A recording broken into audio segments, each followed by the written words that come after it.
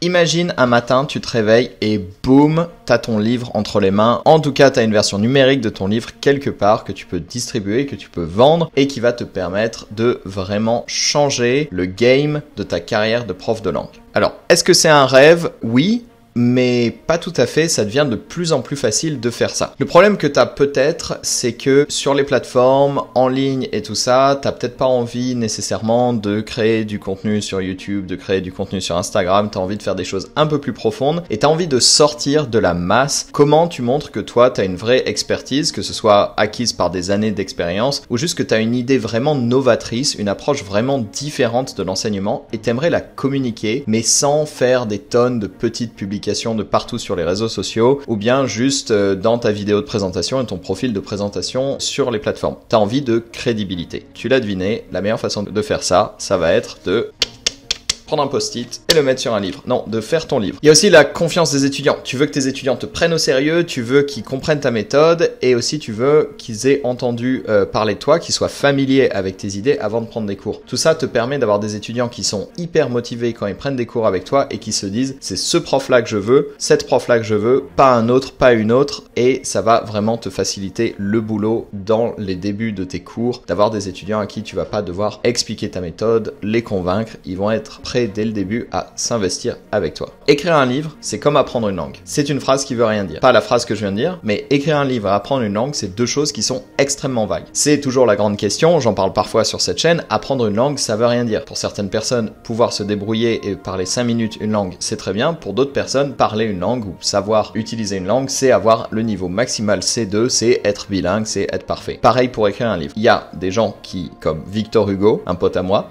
qui a écrit des bouquins super bien et puis t'as plein de trucs sur internet, t'as plein de livres qui sont plus ou moins ambitieux, qui sont plus ou moins connus et qui s'adressent à différentes personnes. Nous, ce qui va nous intéresser, c'est pas trop Victor Hugo, ça va plutôt être des livres plutôt courts et très ciblés pour, voilà, des livres qui vont pas être lus par des milliers de personnes. On va pas être publié chez Hachette ou Larousse, je ne connais pas les maisons d'édition, on va pas être publié dans une grande audience, mais on va faire notre livre qui va être le livre parfait pour attirer les gens qu'on veut attirer. Alors, pourquoi maintenant écrire un livre c'est plus facile qu'avant? Eh ben tu l'as deviné, l'intelligence artificielle génératrice comme ChatGPT nous permet d'écrire des textes plus rapidement. Il y a l'écriture de texte, alors on va pas demander à ChatGPT d'écrire un livre. C'est pas ChatGPT qui va donner les idées. Nos idées, elles sont dans notre tête. Là, on va juste avoir un assistant, comme si on travaillait avec une personne qui travaille super vite, qui va pouvoir nous aider à reformuler nos idées, à brainstormer, donc avoir des idées différentes, des angles différents, à structurer notre livre et surtout à relire et ne pas faire de fautes d'orthographe. Ce que je te conseille si ton audience ne parle pas français couramment, c'est d'écrire ton livre en anglais ou en tout cas dans la langue dans laquelle tu enseignes la langue que tu enseignes, donc peu importe la langue que tu enseignes.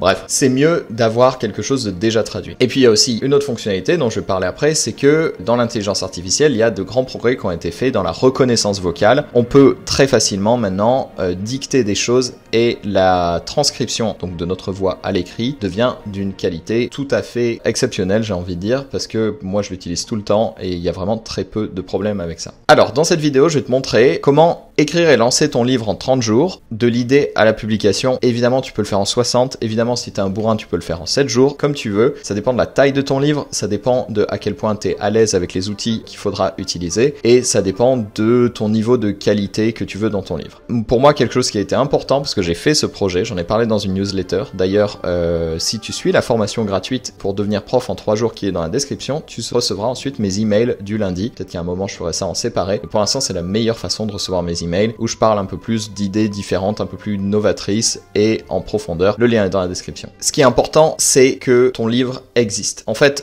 écrire un livre, c'est le genre de délire dans lequel la plupart des gens échouent parce que ça nous met la pression. On veut un truc très bien. Et là, on va vraiment pas chercher à faire un truc très bien. On va essayer de faire un mauvais livre. C'est vraiment le truc que je te conseille. Écris un truc mauvais et publié. Un truc mauvais et publié vaut mieux qu'un truc moyen qui n'existe pas. Et donc, ton truc parfait qui n'existe pas du tout, il il n'a aucune valeur. Donc écrire un mauvais livre qui te fait honte. J'avais un guide, d'ailleurs je sais plus, j'en parle dans certaines vidéos et puis le lien a pété, et puis puis j'ai changé d'avis sur pas mal de choses, mais qui s'appelait Comment apprendre une langue en 100 jours. Et ce guide, quand je l'ai écrit, c'était vraiment moyen. Les premières versions, et je me suis dit c'est pas grave, je vais le modifier après, et c'est ce que j'ai fait, et donc il y a eu plusieurs versions. De toute façon, tu vas pas avoir de version physique, sauf si tu veux te faire un kiff et avoir des versions physiques de ton livre, mais tu pourras faire des rééditions et le modifier au fur et à mesure, corriger des erreurs. Fait est mieux que pas fait, on n'est pas des écrivains, on n'est pas des auteurs, on est des profs de langue, on veut un truc qu'on puisse donner à nos étudiants, qu'on puisse donner à des gens qui vont nous interviewer, à des gens qui sont intéressés par notre méthode, facilement, qui soit lisible, pas un truc compliqué. Allez, c'est parti pour le plan sur les 30 jours. Donc moi, je te conseille d'écrire un livre sur ta méthode, parce que c'est ça qui va intéresser le plus tes étudiants. Donc on va travailler là-dessus. Il y a plusieurs façons de le définir, on va travailler par groupe de 5 jours. Donc les jours 1 à 5, on va trouver un angle ou une idée pour ton livre. C'est là où il faut vraiment réfléchir à c'est quoi l'essence de ta méthode.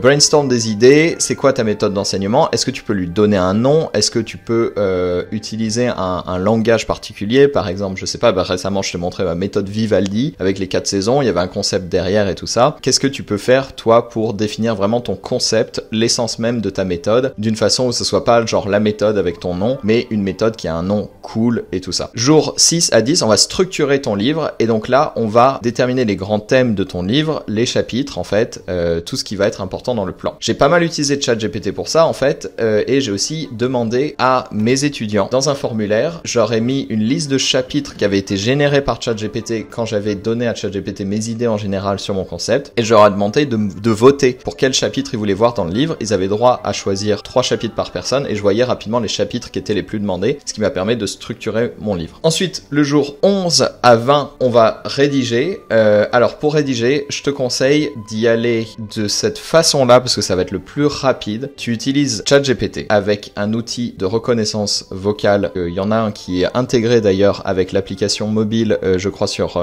iPhone et Android pour ChatGPT, qui va reconnaître ta voix, et tu vas à chaque fois faire 2 choses. Tu vas écrire un prompt. Donc un prompt, c'est un petit paragraphe de texte qui demande à l'intelligence artificielle de faire quelque chose. Et tu vas dire, voici une transcription d'un chapitre, d'un livre qui s'appelle comme ça, donc le nom de ton livre. Tu expliques à chaque fois dans ton prompt le concept de ton livre en quelques lignes. Voici le chapitre sur ce sujet, voici mon texte, structure le chapitre, et après tu peux rajouter des informations, par exemple dans un style informel, rajoute des histoires, rajoute des questions, ou je sais pas, peut-être pas des questions en fait, c'est pas très important là-dedans, mais rajoute du storytelling. Tu peux demander pas mal de choses. En fait, faut voir ChatGPT comme un assistant avec lequel tu vas travailler et faire des allers-retours. Donc au début, ça va pas être super, mais tu vas trouver comment écrire le prompt parfait, et ensuite tu vas dicter. Donc tu vas dicter, tu vas parler complètement normalement à ton téléphone avec ChatGPT qui va transcrire après, fait des chapitres qui prennent 5 minutes à dicter, et ensuite il va te les reformater très bien. Tu vas voir, c'est super impressionnant. Tu peux faire une version dans toutes les langues d'ailleurs, parce que facilement tu peux dire donne-moi le chapitre aussi en français et en espagnol, il va te le traduire, tu auras une version française-espagnole de ton livre. Et si tu dictes en français, ce que je te conseille, si c'est ta langue maternelle ou la langue dans laquelle tu es le plus à l'aise, tu demandes évidemment de traduire en anglais, et tu verras, la traduction est impeccable. On est tous foutus, si tu es traducteur et que tu fais de la traduction, ton boulot va disparaître, comme pour tout le monde.